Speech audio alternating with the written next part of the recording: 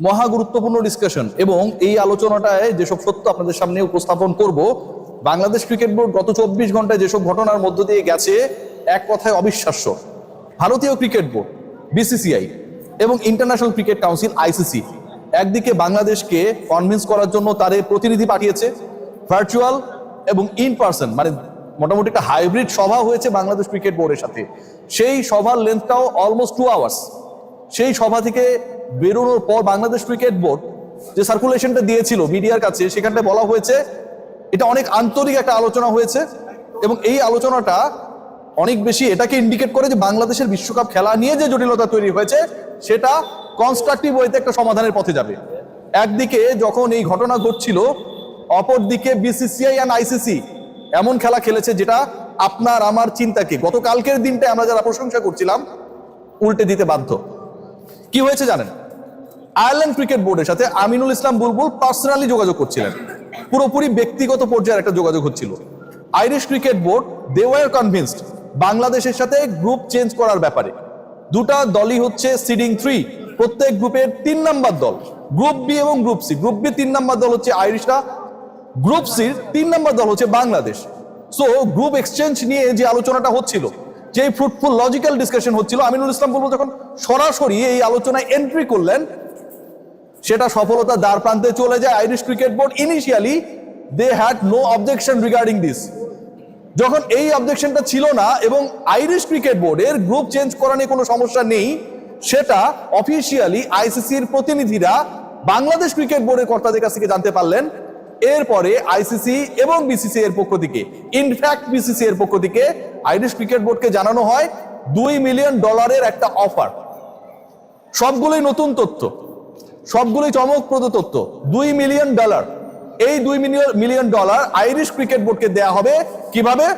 ভারতের সাথে বিশ্বকাপের আগে 2টা ম্যাচ খেলার সুযোগ করে দেওয়া হবে। ইন্ডিয়ার সাথে আয়ারল্যান্ড 2টা ম্যাচ খেলবে, টিভি সত্ত্ব, গ্রাউন্ড রাইট, এটা ওটা সবকিছু মিলিয়ে $2 মিলিয়ন একটা প্রস্তাব দেওয়া হয় আইরিশ ক্রিকেট বোর্ডকে। বিনিময়ে তারা বাংলাদেশের সাথে গ্রুপ চেঞ্জ করে ভারতের মাটিতে খেলবে, এই ব্যাপারে যেন রাজি না হয়। ভয়াবহ ঘটনা ঘটেছে এবং সেই ভয়াবহ ঘটনাটা এমন ভাবে ঘটেছে যে আপনি আপ্যায়ন করছেন, বাসায় ডেকে এনেছেন, পোলাও রোস্ট দিয়েছেন, কিন্তু খাবারের মধ্যে বিষ মিশাই দিচ্ছেন। খাইলেন ঠিকই কিন্তু মইরা গেলেন, জীবনের লাস্ট খাবার। ইন্ডিয়া এবং আইসিসি গতকাল থেকে যে ঘটনাটা ঘটিয়েছে, লোক দেখিয়েছে, যেভাবে আমাদের বুঝিয়েছে, আমরা যেভাবে আশাবাদী হয়েছি, ভেতরে খেলা ছিল অন্যটা। বাংলাদেশ ক্রিকেট বোর্ডের সাথে আয়ারল্যান্ড ক্রিকেট বোর্ডের ইনসাইড ডিসকাশনের ডেপথ জানা এবং সেটার ভিত্তিতে আয়ারল্যান্ড যেন কোনোভাবেই রাজি না হয় গ্রুপ শিফটিং এর ব্যাপারে, চেঞ্জের ব্যাপারে, সেটাকে এনশিওর করা। আয়ারল্যান্ড ক্রিকেট বোর্ড বেঁকে বসেছে বাংলাদেশের সাথে ইনিশিয়াল যে পজিটিভ ডিসকাশনটা হয়েছিল সেখানটায়। $2 মিলিয়ন মানে হচ্ছে প্রায় $20 লাখ।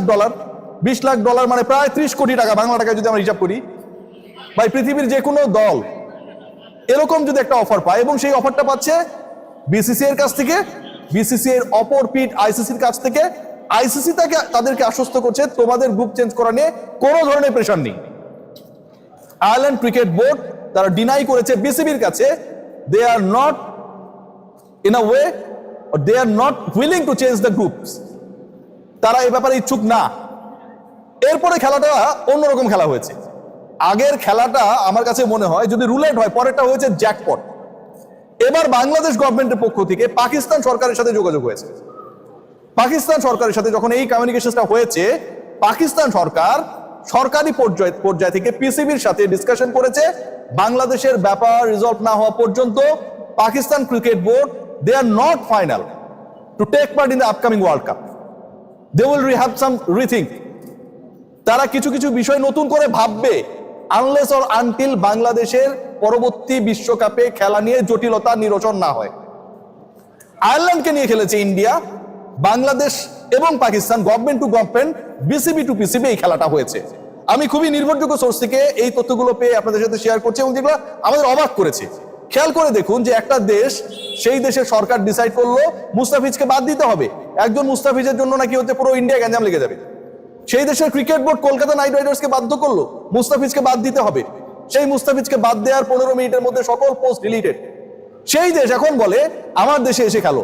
আপনি একজন মুস্তাফিজকে আতিথেয়তা দিতে পারেন না, আপনি 15 জন ক্রিকেটার, 7 জন কোচিং স্টাফ, দর্শক, সাংবাদিক সবাইকে আপনি আপনার উঠানে গিয়ে নেমন্তন্ন জানাবেন আমরা চলে গেলাম। আর ওই অপমান, ডিসরেসপেক্ট, ডিগনিটিতে আঘাত করা, সেগুলোর বিচারটা কে করবে?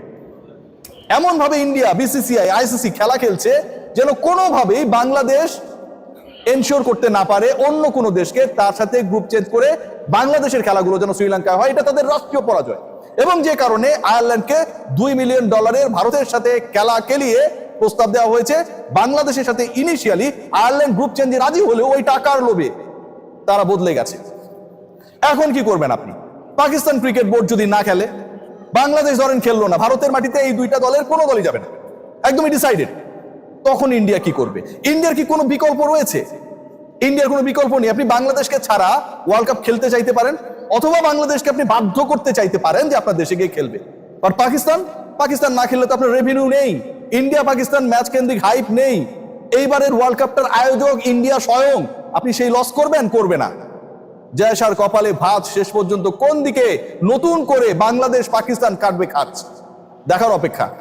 বাট যে ঘটনাটা ঘটেছে, যেভাবে ঘটেছে, বাংলাদেশ ক্রিকেট বোর্ডের বিশ্বাসের জায়গাটা যেভাবে ভেঙে গেছে, গতকালকে মিটিং করে আইসিসির কর্তারা বাংলাদেশকে বুঝ দিয়ে অপরদিকে আইসিসি আয়ারল্যান্ডকে বলছে যে তুমি কোনোভাবেই খেলতে রাজি হও না, এরকম ঘটনা ঘটায়, এর থেকে দুঃখজনক আর কোনো কিছু হতে পারে না। Aminul Islam Bulbul, he played a very good role, he played a very strong role, এবং এই স্ট্রং রোলটাকে বুলবুল ভাইকে ব্যর্থ করার জন্য এখন একটা পুরো চক্র নেমে গেছে।